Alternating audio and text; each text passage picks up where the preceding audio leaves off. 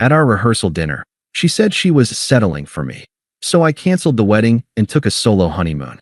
6 months later, her family is begging me to take her back. Hey viewers, before we move on to the video, please make sure to subscribe to the channel and hit the like button if you want to see more stories like this. Thanks. It's been 6 months since I should have gotten married. Right now, I'm sipping a margarita on a beach in Bali, and the only thing I feel is the sun on my skin. It's a far cry from the rehearsal dinner, where my world quietly ended. That night, everything was perfect. Or at least, it was a perfect facade. The restaurant was all soft lighting and the low hum of happy conversation. My father had given a heartfelt speech, her mother had cried joyful tears, and our friends had clinked their glasses until I thought the crystal would break. I remember looking at Sarah, my fiancée, her auburn hair catching the light, a serene smile on her face, and I felt like the luckiest man alive. I had spent the last year of my life making this wedding, her dream wedding, a reality. I'd taken on extra projects at work to pay for the band she wanted. I'd spent weekends taste-testing cakes I didn't care about, and I'd soothed every one of her pre-wedding anxieties. I was all in. She was my future. Later, back at our apartment, the silence felt heavy after the night's noise. Confetti from some well-wisher's pocket was still tangled in her hair. I was buzzing with a quiet, happy exhaustion, untangling my bow tie. We did it, I said, grinning at her. One more day. She didn't smile back. She was standing by the window, staring out at the city lights, a half-empty glass of red wine dangling from her fingers. She'd been quiet during the car ride home. Hey, I said, my smile fading. Talk to me. What's going on in that head of yours? You've been quiet all night. She took a long sip of wine, not turning around. It's nothing. Just tired. Sarah, come on. I know you. I walked over and put a hand on her shoulder. She stiffened slightly. A cold little knot began to form in my stomach. Is it the flowers? Did your aunt say something? Whatever it is, we can fix it. She finally turned to look at me, and her eyes were glassy, unfocused. Not from tears, but from the wine. A lot of wine. I can't stop thinking about Mark, she slurred, her voice low and thick. The name hit me like a physical blow. Mark. Her ex. The one from college. The one with the motorcycle and the trust fund. The one who'd broken her heart and, in doing so, had carved a permanent space in her mythology as the one who got away. I forced a calm I didn't feel. That's normal, babe. Big life changes bring up old memories. It's just cold feet. But that's the past. We're the future. She let out a short, bitter laugh that had no humor in it. Is it the past? She looked me up and down, a dismissive, almost pitying glance. You're so safe. You're the responsible choice. You have a 401k. You remember to get the oil changed. You're the man you settle for. Each word was a tiny, precise incision. Safe. Responsible. Settle. Sarah, what are you talking about? My voice was tight. We're getting married tomorrow. I know, she almost shouted, throwing her hands up. A little wine sloshed onto the floor. And all I can think about is that Mark. He was the one I wanted to marry. He was passion and chaos in life. You're a checklist. A good job, a stable home, a reliable husband. I'm marrying you because it's the smart thing to do.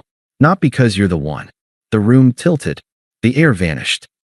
It was as if she had taken the entire foundation of our relationship, the 4 years we'd spent together, the future I'd so carefully built in my head, and smashed it on the floor between us. She wasn't crying. She wasn't apologetic. She was just stating facts. As if she'd finally admitted a truth she'd been holding on to for years, and there was a resentful relief in it. She was resentful at me for being the safe option, for being the plan B. I just stood there, staring at her. The man who remembered her mother's birthday, who learned how to make her favorite pasta from scratch, who held her hair back when she was sick. The man who had just stood in front of 100 people and beamed with pride to be her husband. I was the settlement. The reliable, financially sound, emotionally stable compromise. She looked at my face, at the shock and pain that must have been plain to see, and her expression softened for a second, muddled by the alcohol. Oh, don't look at me like that. You had to know. On some level, you had to know. I didn't say a word. There was nothing to say. Every argument, every time she'd been distant, every compromise I'd made that she'd accepted with a sigh instead of a kiss. It all snapped into a new, horrifying picture. The puzzle was complete, and it was ugly. I turned and walked away from her. I went into the guest bedroom, closed the door, and sat on the edge of the bed in the dark. I didn't cry. I didn't rage. I just processed. The cold knot in my stomach had melted and was now a vast, hollow stillness. The silence in the apartment was absolute. Outside, the world kept turning, completely unaware that my future had just been erased. I didn't sleep. I sat in the dark of the guest room, the city's ambient light painting stripes across the floor. The initial shock had worn off, leaving behind a cold, crystalline clarity. It was like a fog had lifted from my entire life, revealing a landscape I'd been unwilling to see. All those times she'd been distant, all the little criticisms about my unadventurous career, the way her enthusiasm for our future always felt performative, it wasn't my insecurity. It was the truth. I had been a utility, a reliable stepping stone on her path to the life she thought she deserved. The man who loved her would have been shattered. The man she thought I was, the safe, accommodating pushover, would have begged, would have tried to win her back, would have accepted the crumbs of her conditional affection. But that man was gone. He'd been dismantled by a single, drunken confession. When the first gray light of dawn filtered through the blinds, I moved.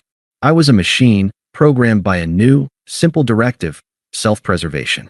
I packed a single suitcase with practical clothes, my passport, my laptop, and a few personal items. I left behind everything she had given me, everything that was ours. In the quiet of the morning, the only sounds were the soft zip of the bag and the distant hum of a city waking up. I sat at my desk and opened my laptop. The browser was still open to our wedding website, a picture of us beaming back at me. I felt nothing. I closed the tab and went to a travel site.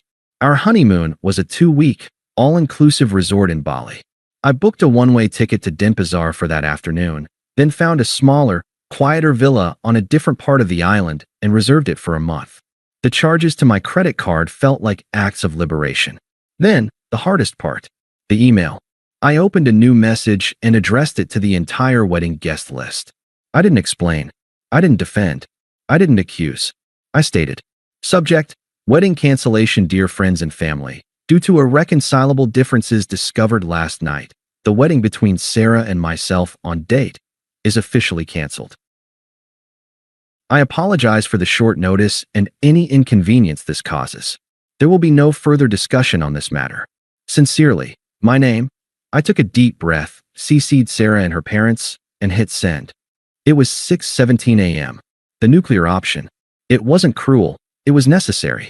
It was a preemptive strike against the inevitable wave of manipulation, the twisted narrative she would spin to make herself the victim. This way, the facts were laid bare, without drama. The wedding was off. The why was none of their business, but the irreconcilable differences would do all the whispering for me. I stood up, took one last look around the apartment that was no longer my home, and walked out the door. I didn't look at the closed bedroom door. I didn't leave a note. There was nothing more to say. At the airport, I turned off my phone and dropped it into my carry-on. The silence was deafening, and then it was peaceful. I bought a book at the newsstand, ordered a coffee, and waited at the gate. People bustled around me, lives moving in 1,000 different directions. Mine was now pointing in only one, away. The flight was long and quiet. I watched movies I didn't see, ate food I didn't taste. My mind was a blank slate, wiped clean of the future I had planned. There was no plan anymore. There was only the next moment, and the one after that. When I landed in Bali, the humid, fragrant air was a shock to the system. I got to my villa, a simple, beautiful space overlooking the ocean, and finally powered on my phone. It buzzed and vibrated for a full minute, a frantic, digital seizure. Dozens of missed calls, a torrent of text messages and emails. I scrolled through the notifications without opening a single one. Sarah, her mom, her dad, her friends, a few of mine. I didn't read them. I placed the phone on the nightstand, walked out to the terrace, and watched the sun set over the water. The silence here was different. It wasn't the silence of something broken. It was the silence of something new beginning. The unfairness of it all was still there, a dull ache, but it was already being overshadowed by a profound, unexpected sense of freedom. He was gone, and I was here. And for the first time in a long time, that was enough. For 2 weeks, I existed in a state of blessed numbness. I woke with the sun, practiced yoga on the terrace, spent my days reading on the beach or exploring the island on a rented scooter. I didn't speak to anyone beyond polite greetings to the villa staff. The silence was my sanctuary. I was untouchable. The world I'd left behind felt like a distant, poorly written play. But a part of me knew the curtain hadn't fully fallen. On the 14th day, a strange sense of duty, or perhaps just morbid curiosity, compelled me. I sat on my terrace, the Indian Ocean sprawling endlessly before me, and powered on my phone. It immediately erupted. A cascade of notifications, one after another, painting a digital portrait of panic. 47 missed calls, 112 new text messages, countless emails. I felt a familiar tightness in my chest, but I breathed through it. This was just admin cleaning up the last remnants of a failed project. I started with the texts from Sarah. They were a timeline of her unraveling. From Sarah, day 1, 8:04 a.m. What the hell are you doing? You embarrassed me in front of everyone. My parents lost thousands. Call me back and stop being a child. From Sarah, day 1, 2:31 p.m. Okay. I'm sorry, I was drunk. You know I didn't mean it. We can work this out. Call me. From Sarah, day 3, 10:15 p.m. Are you seriously not going to talk to me? My mom is hysterical. Everyone is asking questions. You need to fix this. From Sarah, day 7, 11:47 p.m. I talked to Mark. He laughed at me. He said I was crazy. Are you happy now? Is this what you wanted? I paused there. So, the fantasy had crumbled upon contact with reality. A small, cold part of me acknowledged the poetic justice, but I felt no satisfaction. It was just data. Then, the voicemails. Her mother's voice, sharp with faux concern and real fury, pierced the Balinese calm. My name, this is Carol. This is ridiculous. Sarah made a mistake. She had too much to drink and said some things she didn't mean. Every couple has fights. You need to be the bigger man and come home. We have deposits we can't get back. The florist is threatening to sue. Think of the financial burden you're placing on this family. Be an adult and call us. The guilt trip was as transparent as it was ineffective. Their financial burden, their humiliation. My role, as always, was to absorb the consequences and make things neat for them again. The text from Sarah grew more desperate, then shifted back to anger. From Sarah, day 10 My friends are saying you're a psycho for sending that email. No one does that. They all think you overreacted. From Sarah, day 12 Please. I can't sleep. I can't eat. I've lost everything. It was a stupid fantasy. You're the real thing. I know it now. Please just call me. I need to hear your voice. That one almost got to me. The raw need in it. The old me would have crumbled. The new me saw it for what it was. Not an apology, but a plea for a return to the status quo, where she was adored and I was reliable. She wasn't missing me. She was missing her safety net. I knew I had to do it. I had to sever this last tie. I took a deep breath, centered myself in the sound of the waves, and pressed the button to call her. She picked up on the first ring. Oh my God, you finally called. Her voice was raw, choked with tears. It was a stark contrast to the resentful slur of our last conversation. Sarah, I said, my voice even and detached. You ruined everything, she wailed, the anger returning instantly. How could you do this to me? Do you know what I've been through? I didn't ruin anything, I replied, the calm in my voice unnerving even me. You told me the truth. I simply believed you. It was the wine talking, she cried, the script flipping back to pleading. You know I love you. Mark means nothing. It was just a stupid fantasy I held on to. You're my reality. I'm not your fantasy, Sarah. And I won't be your settlement, I said, the words feeling definitive and clean. Goodbye. Wait, don't you dare hang up on. I ended the call. The silence returned, deeper and more profound than before. It was done. I blocked her number. A sense of finality washed over me. I extended my villa rental for another month. A few days later, my phone rang with an unknown number with a familiar area code. I knew who it was. I let it go to voicemail. The notification popped up. I listened, my expression unchanging. It was her father, David. His voice was a low, controlled rumble, the one he used when he was trying to sound reasonable but was secretly furious. Son, the message began, the word feeling like a threat. You've made your point. Now it's time to stop this nonsense. A man stands by his woman, even when she stumbles. What you did, running away, that email, that's not how a man handles things. You come back, you marry my daughter, and we'll put this behind us.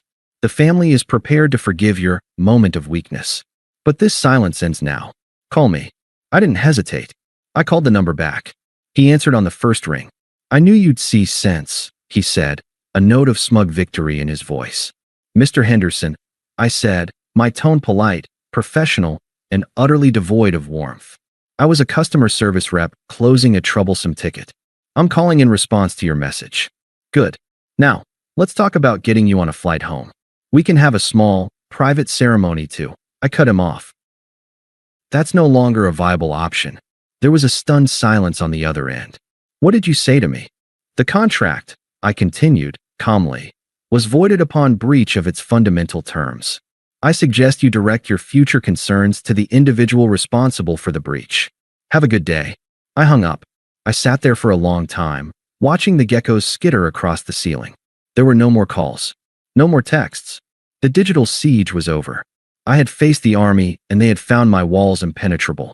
For the first time, I felt it not as a numbness, but as a quiet, unshakable strength. The hollowness was gone. In its place was peace. 6 months to the day after the non-wedding, I was back. Not to the old apartment. I'd terminated that lease from Bali, but to a new life.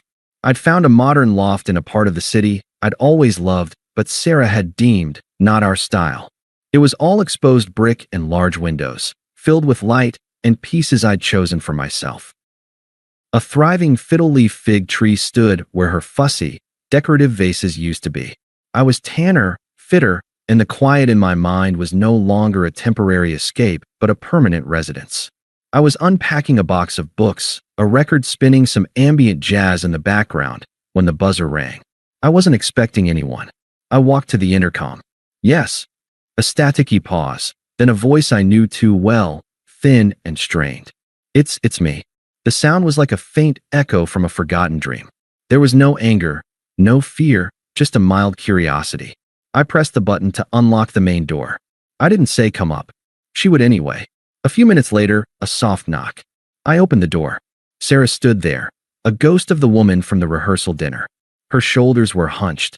Her hair was pulled back in a messy ponytail, and she wore a simple jacket and jeans, a far cry from her usual curated style. She looked small, defeated. Her eyes scanned me quickly, then darted past me into the apartment, taking in the high ceilings, the warm lighting, the clear evidence of a life lived well without her.